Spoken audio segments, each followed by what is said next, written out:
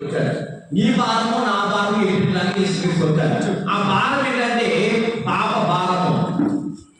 ఏ భారమైన సరే ఏంటంటే సామర్థ్యం లేని దేవుడు మన నమ్మకం దేవుడు. ప్రతి మానవ జీవితానికి భారం ఉంది.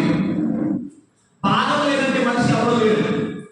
అయితే దేవుడు తీసుకున్నాడు, ఆయన అందరినీ కూడా ఆహ్వానిస్తున్నాడు.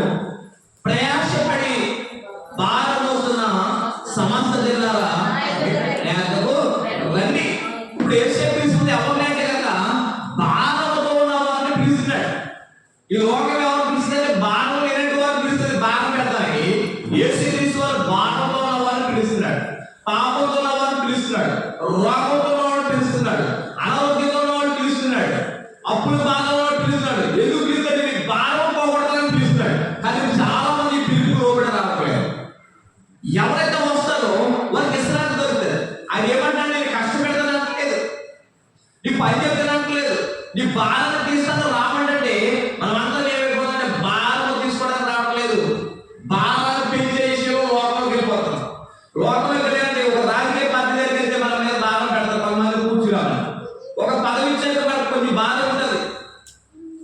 మన ఒక నెగ్గిన తర్వాత ఆయన పదవిలోకి వెళ్ళిన తర్వాత మాట్లాడాడు, నేను చదువుకుంటే కనుక మంచి జ్ఞానం వస్తే మంచి ఉద్యోగం సంపాదించుకోరు. కానీ ఇప్పుడు ఈ పైలు సవలవుతున్నాను, ఈ పైలను పరిశీలించడానికి చాలా ఇబ్బంది అవుతుంది.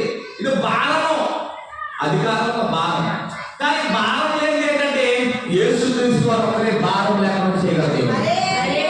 ఆయన గొప్ప దేవుడు.